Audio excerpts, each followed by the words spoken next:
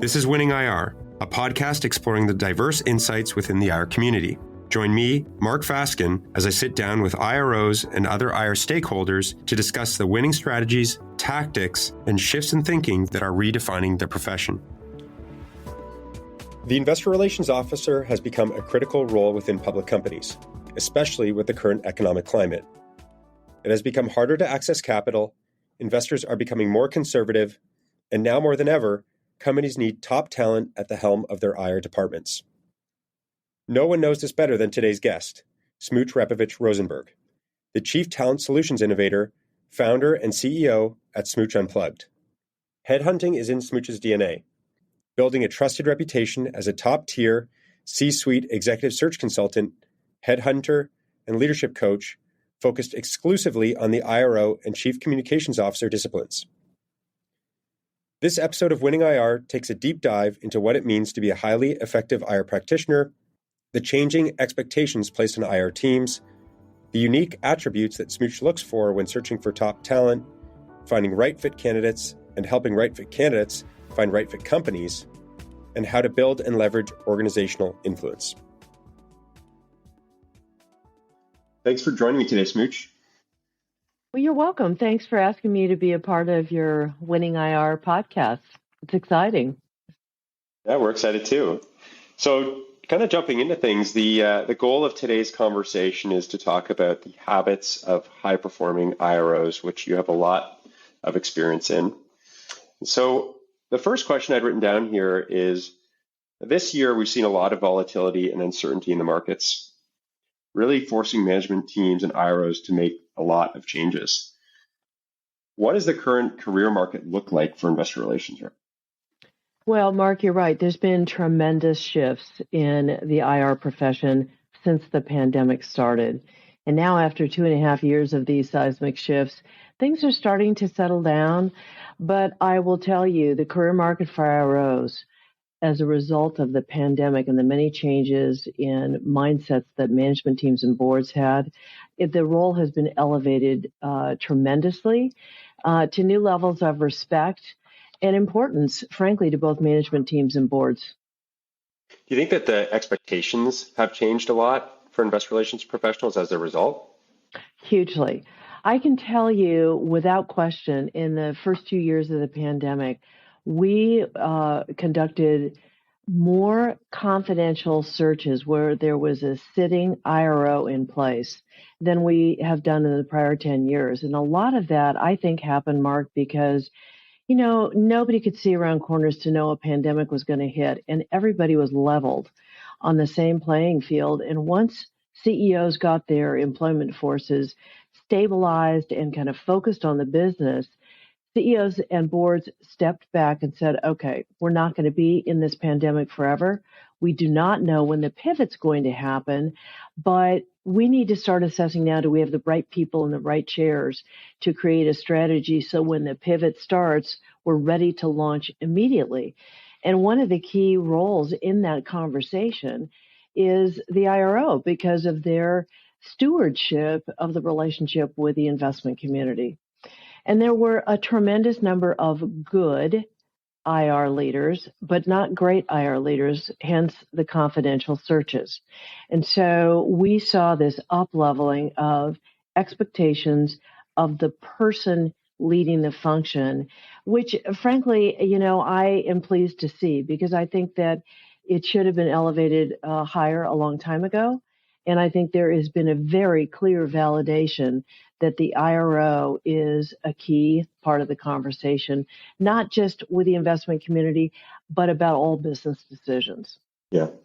And it's interesting you were saying that the expectations have really changed. I mean, obviously you see that a lot in terms of just all the things that investor relations folks have to think about these days. I mean, you've got ESG and you've got activism and there's just a lot of different topics for them to cover. You talked about sort of this changing of expectations. What are some of the common threads you see amongst your clients in terms of what they want or need today? What are some of those? You talk a lot about unique leadership attributes, which I've really enjoyed learning more about. But what are some of the unique leadership attributes that stand out in prospective candidates? That's a multi-dimensional answer to that because there's a lot of them. So let me pick the top two that I think are really, let's hone in on those. First of all of our clients, even pre-pandemic, wanted candidates and talent in the top 20%. I would say that today, the two most important components of that are organizational influence and intellectual curiosity and a continuous improvement mindset. Organizational influence, I've talked for decades about this concept of the corporate athlete. So an IR executive brings the technical competencies to meet or exceed expectations of doing the role, but they also should be bringing broad business acumen where they can have a viewpoint, Mark, about all topics across the corporation, whether it's IT, HR, operations, and that comes from intellectual curiosity and the desire to really learn a company from the inside out. CEOs and CFOs want that business partner in their IRO. And nobody really talks about that except my team and I do. I think that's really important. If you want to be viewed as part of the C-suite, even though technically you report into the CFO who's part of the C-suite, you have to have a command of broad business acumen. So it's a deep understanding of the business, being able to go and manage those conversations with investors and whatnot on your own and have the executive team feel confident that you can handle those well. And that's one dimension of it, yes. I think also organizational influence sprouts directly from your interest in the overall well-being of the enterprise. And how do you develop that? You build relationships across the enterprise. And while you can do that in a limited way just about IR topics, I think you have to do it beyond that. It's kind of a little bit of that one for all for one headset that you're going to become that individual who other people look to with respect and they look to for guidance. Right. Yeah, that makes sense. And so one of the challenging things is how do you uncover these qualities or these attributes in candidates? So you're looking for high performers and interviewing candidates constantly. What is one of the most important questions that you ask candidates?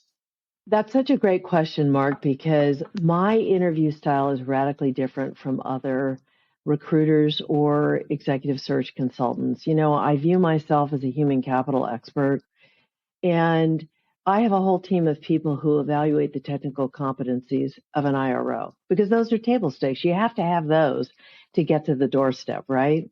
And I have channeled for the last 3 decades my energy and efforts into what is the character of the individual?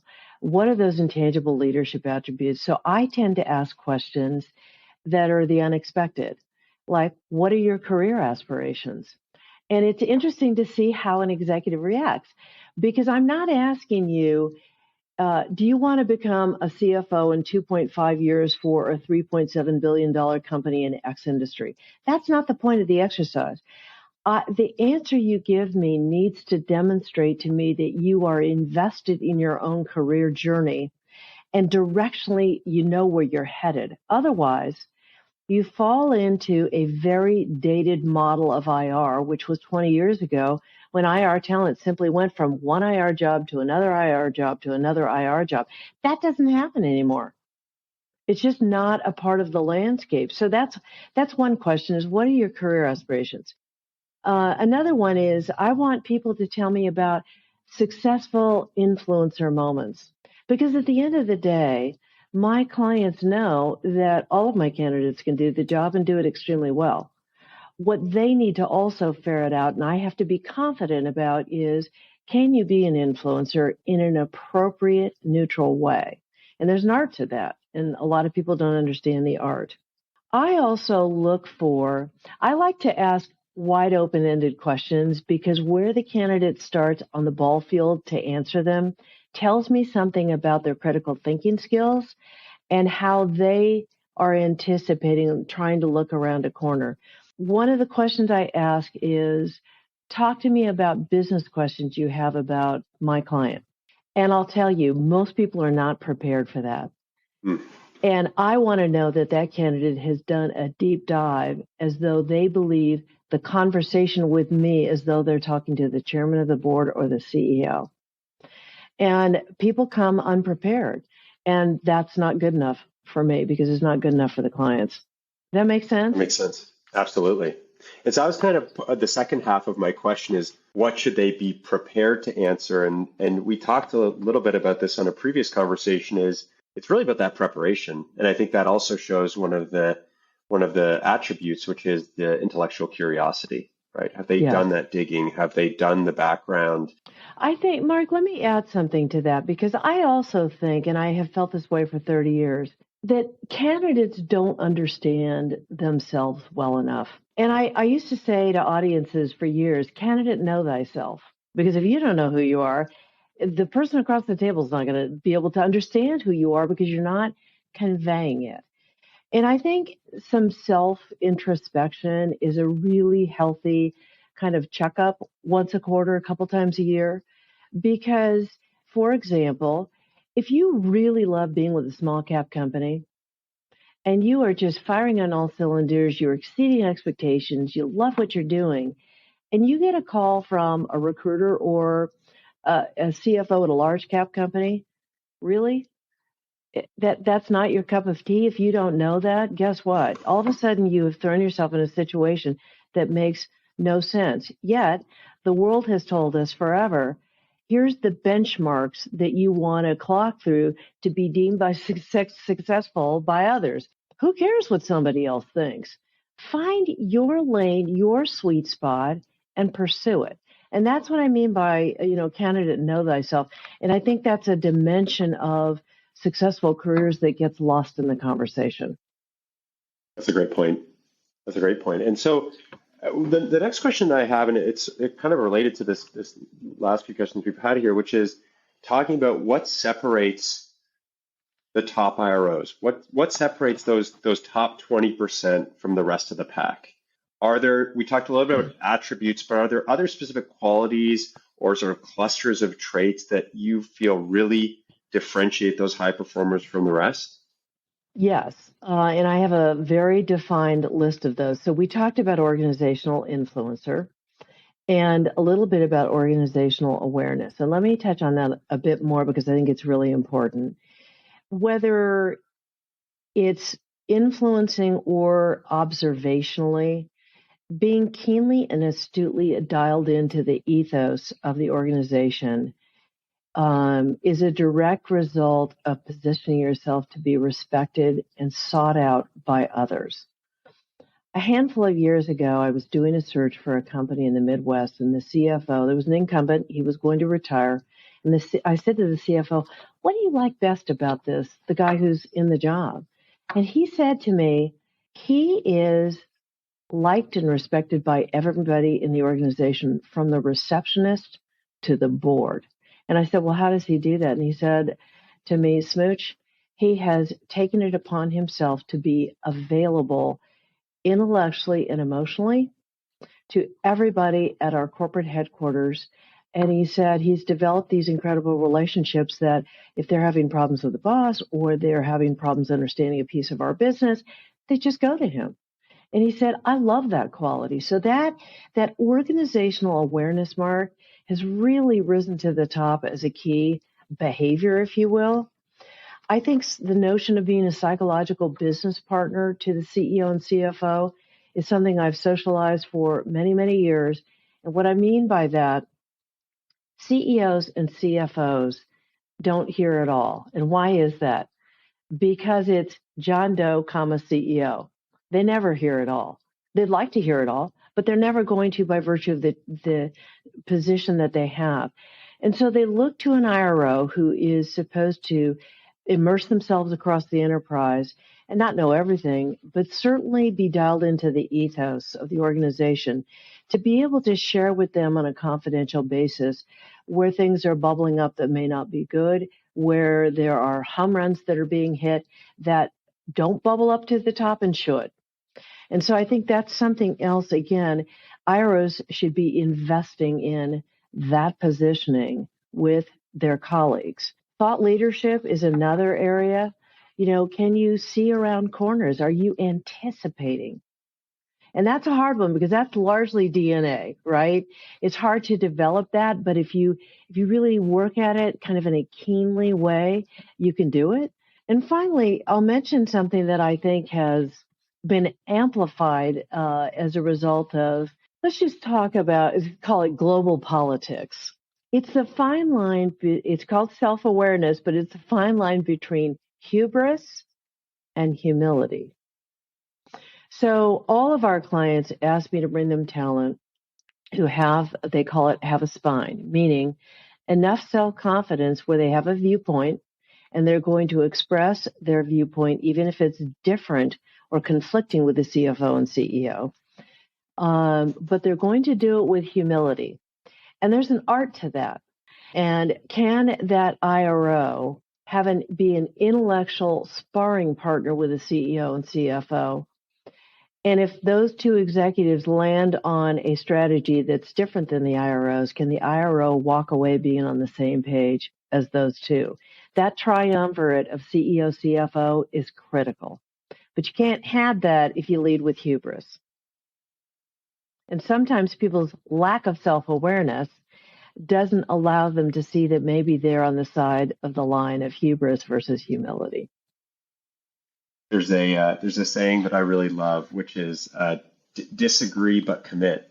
Right? It's okay to disagree about things, but once you come to a decision as a team, you commit to that and you follow through on it.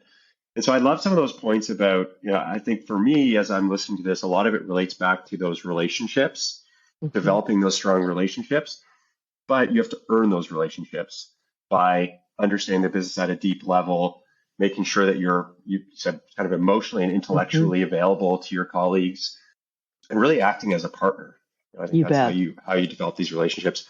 And I love the fact that you use the word humility because it goes to our next section, which is talking about culture. And at Irwin, one of our values is humility, and it's culture matters a lot. I think it should for every company. It matters a lot for us. And so we focus a lot on who aligns with our core values, and we're trying to figure out how do you probe for that in the interview process. How important is culture amongst the companies that you work with as they're looking to hire IROs? And what are some of the questions that management can ask to uncover that? It's a great question, Mark, and I'll tell you, since I'm always focused on the cultural fit, I articulate that to clients at the beginning of the process. And some will, what do I want to say? Some will think less of that than others. Others are all in about that, and they lead with that, whereas some, kind of set it to the side, sure, but can they write the news release? Can they do the financial modeling? Right.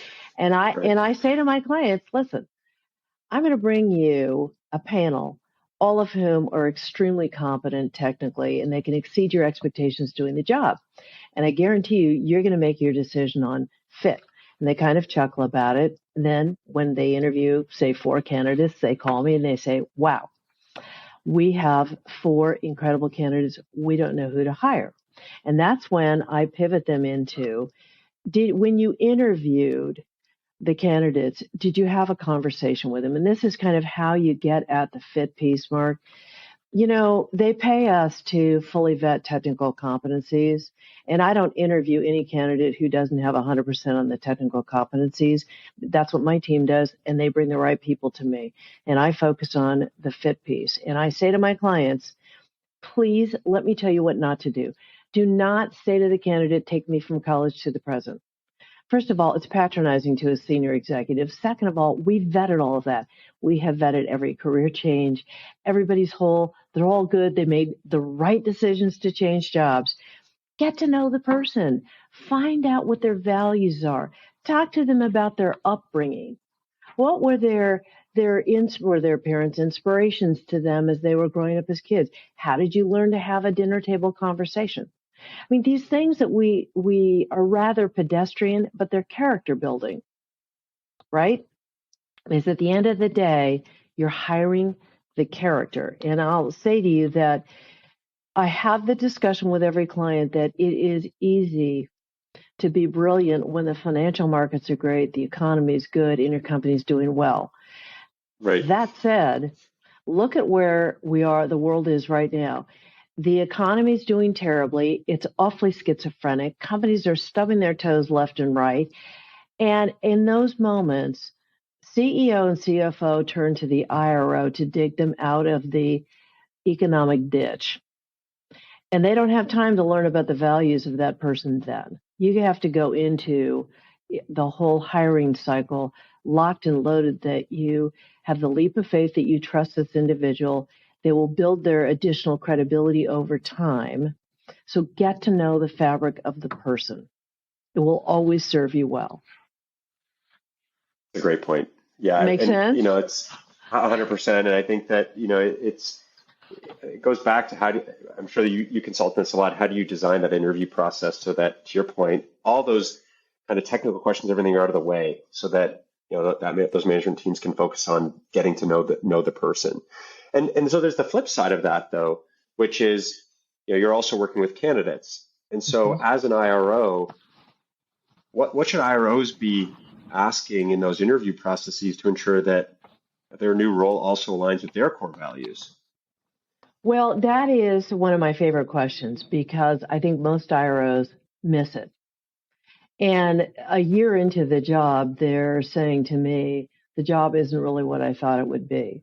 So there's a couple of things, Mark, and I think IROs, like many executives, this is not exclusive to the IRO community, but I think senior executives need to ignore the shiny object syndrome, as I call it. I mean, let's face it, we all have an ego. We all like being sought after. We all want to be wanted, right? So when a recruiter calls and there's this great company that you say, wow, I'd really like to go to work for them, all of a sudden there's the shiny object, and all of a sudden your critical thinking skills go right out the front door. And you have to gain some objectivity and neutrality and go into the process. Number one, knowing who you are, knowing what your values are, and calibrating that through every question that you ask an executive at that company. Do your own stealth research about the board of directors, their backgrounds, because if they have been on the boards or been executives at companies that have values that are contrary to yours, you have to wonder, because they're a constituency you have to reckon with. And so I think for round one of interviews, you can do a certain amount, but round two, I call it setting the table. You get to meet the CFO a second time. That's when you really start peeling back the layers with very specific questions, not just about values and the ethos of the organization, but expectations of the IRO's performance. And people don't do that. I make my CFOs have a second 1 hour interview with a candidate.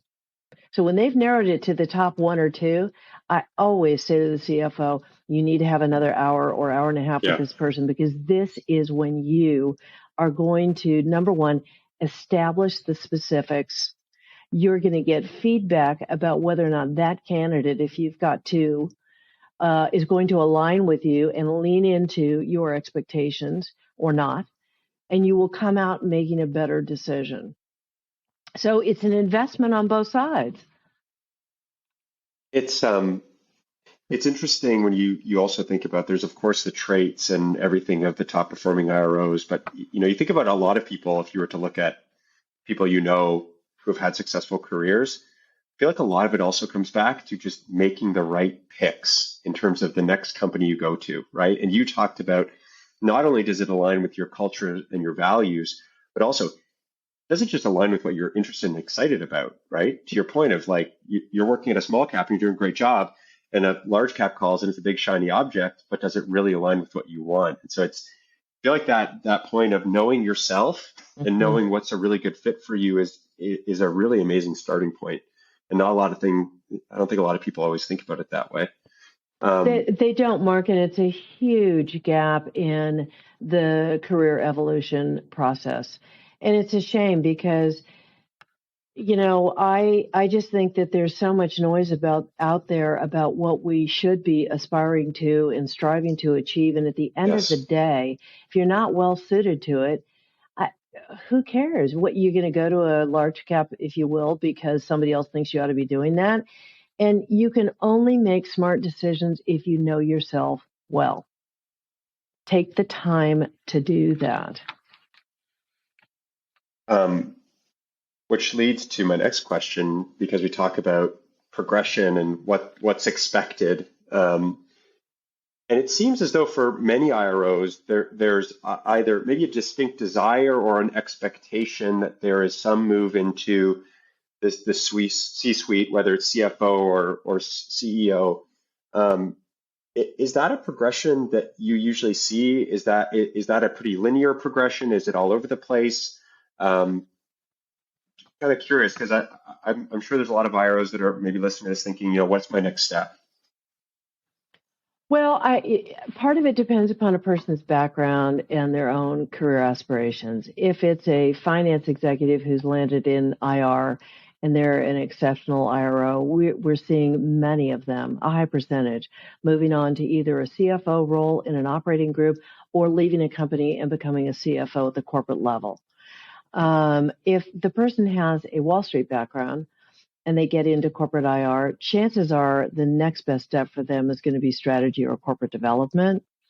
But part of it also, Mark, I think depends upon, again, the individual and intellectual appetite for mastering skills outside of what you came packaged with, right? Yep. These IROs are smart. And I always say to my clients, if they're missing one technical competency or they come from outside your industry, this is a good one. I love to present off-spec candidates, which largely for my clients means somebody who's not sitting in their industry. And my counsel to clients is, you have everybody in your corporate headquarters who knows the industry already, but what you don't have is a capital markets expert who can be the steward of your relationship with the investment community. And they're smart. They'll learn your business. You have to admit, that's your insecurity. You have to overcome hiring an executive. It's not the talents issue. And so it's kind of, that's an interesting dynamic as well. And I think the same concept applies to when you take an IRO, what is their next career step? Because most of these people do not want to go to work for a company that has a culture where it's a dead end, meaning you go into the top IR job and in 5 years you're done. They don't. The whole landscape of career evolution has changed inside corporations, which I think is awesome and amazing because there are so many opportunities. Go on to be a chief operating officer. The single most important thing that an IRO is paid to do is have superb judgment. There's not a C-suite position that isn't paid to have good judgment. General counsel, head of HR, CFO. Learning, you can have direct reports that support the technical areas that you oversee as a head of HR or a general counsel or CFO. But the judgment piece, that's what the CEO needs sitting around his or her table from his direct reports, right? Absolutely. And great judgment starts at way earlier in one's career. And again, going back to that idea of knowing what you are good at and knowing what you enjoy is going to help to determine what that next step is. And I mean, sort of answer the question too, in that it's not just CEO and CFO, and there's many other options. And so it's sometimes about broadening those horizons and not feeling like you're being maybe painted into a box. And Mark, here's a suggestion for your listeners. And this is more my headset, but it's worth sharing. If I was an IRO, I would find a way in the course of my first year to go spend time with each of the direct reports to the CEO and convey to that person my interest in that subject matter and volunteer on a project at some point. It's a great way to establish your own credibility internally and build your brand across every direct report to a CEO. It's a great way to acquire knowledge about different subjects. Fast forward 3-4 years, hence, you can then say, well, maybe I would like to be an HR leader. Maybe I'd like to work for the general counsel or get into corporate development. But you don't know until you ask the question and invest a little bit of time in the subject matter. Right? Absolutely. So I can imagine that there are also some people listening to this that are thinking about their next step or are perhaps feeling entirely happy in the role that they're in. As you mentioned, it does happen that people get into these roles and maybe they don't have their expectations or what have you.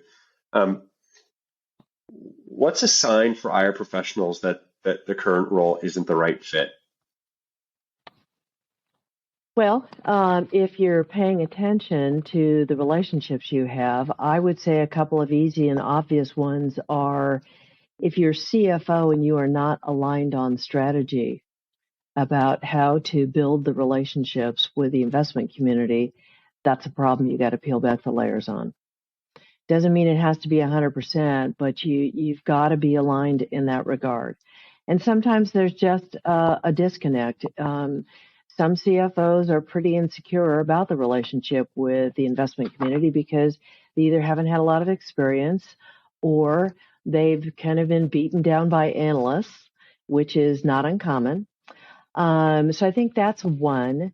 I also think that if there is a company overall corporate strategy shift, and the IRO is having a hard time getting on board with that pivot, there's going to be conflict.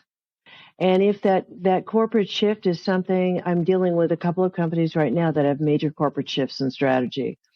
And what's been interesting is the conversations I've had with CFO and the talent management teams about the percentage of people who are long-termers who just can't make the pivot. And so that, I think, goes back to knowing yourself. If you can't make the pivot after you've either tried or you've really thought about it, have a conversation with your CFO and say, listen, I don't think long-term this is it for me. So I'm probably going to start looking for the next thing, but I'd like to have us have a commitment for 6 months, 9 months, whatever it is, and make it a mutual decision versus just going out and looking for another job, because maybe there's something inspirational that CFO can say to you or share with you that will help shift your thinking about that pivot. I think too often, Mark, people keep their aspirations and their thinking kind of in this bubble in their own heads. And I have this expression, the answer is always no unless you ask the question. And then you have a 50-50 shot of it being yes. So, you got to socialize some of this, albeit carefully and in a guarded way. But if you don't discuss, I just talked with a candidate who I've known for 20 years the other day, and he's leaving his company, and I made a suggestion to him so that he could possibly stay with a company he loves, but there was a shift that got to him. And he said, wow, I would never have thought about that. And I said, did you even ask the question? Never thought about it. Nothing wrong with brainstorming with your boss. Yeah. Well, and I can imagine that a big part of being in that top performer, that top 20% performer group is really feeling connected to the vision and strategy of the company and really feeling excited and passionate about it, right? And if you lose that because of a change in strategy or whatever it is, it's probably hard to be operating at your peak efficiency all the time. Like, it's exhausting. Yes, absolutely. And I think I'll make a suggestion to your listeners, Mark, about something that I'm very passionate about. Aside from the fact that passion is one of those intangible leadership attributes that if a candidate doesn't have it, I don't move them forward, because we are past the notion of phoning it in. And half of the IROs, half the searches we did during the pandemic were for to replace the phone it in headset. But one of the strategies that I think senior level IR talent and frankly other senior level executives should take stock of, take the time one quarter to pick 4 or 5 people who have known you almost your entire career. So 10, 15 years, because they've seen you grow up and mature as an executive, and go to them and have a conversation about, I'm thinking about what my future lane looks like. What do you see me doing next? Do not ask a leading the witness question of, I'm thinking about going to do X next. Because what you want is an unvarnished reaction from that person that's going to help you really see more and understand more about how you've matured and grown as an executive. It's one of the most magical conversations you can have with someone, because other people see us differently than we see ourselves. And they will see growth points about you and behaviors and maturity that you would have no way of knowing. And not only is it a validation for you of your own ego that, hey, you have come along quite far in your career, but they might have inspirational ideas for you to think about that you can take back to your management team and socialize. That could be actually a catapult for the next great step for you. Great idea. Great suggestion. And so we've come to our last question. I feel like there's a lot more that we could cover here. But as we've talked about, we really try to focus on practical tips as part of this podcast. And so what is one skill that an IRO listening to us today should focus on to help them get into that top 20%? Candidate know thyself. So here's the exercise. I feel like I saw that coming. Every candidate who I prep for interviews with my clients, and this is a brand definition exercise.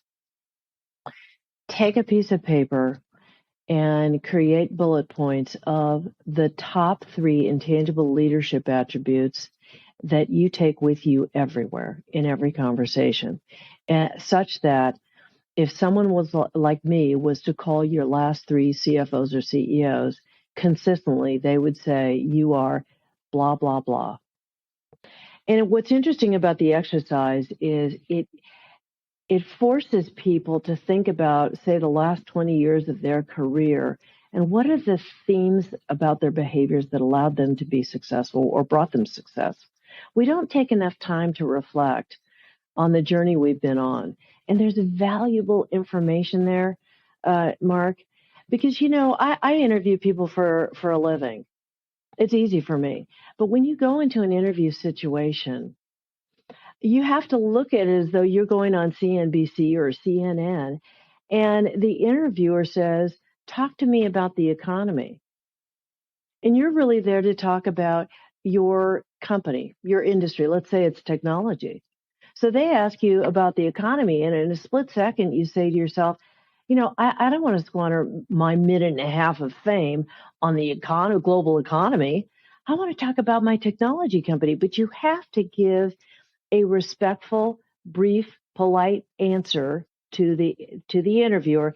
And then you have to be able to pivot quickly to the topic you want the viewers or, the executive who's interviewing you to hear. If you haven't thought about this stuff ahead of time, you're not going to know who you are. And you want that executive to know who you are. So that would be, to me, my best advice is put the bullet points of your intangible leadership attributes on a piece of paper in priority order. And maybe you do 5, but if you only get to share the top 3, they better be the number 1, the number 2, and the number 3. That's great. Smooch, this has been awesome. I'm sure there's a lot more that we could cover, and hopefully we'll get to do that again in another episode. Thank you so much for your time.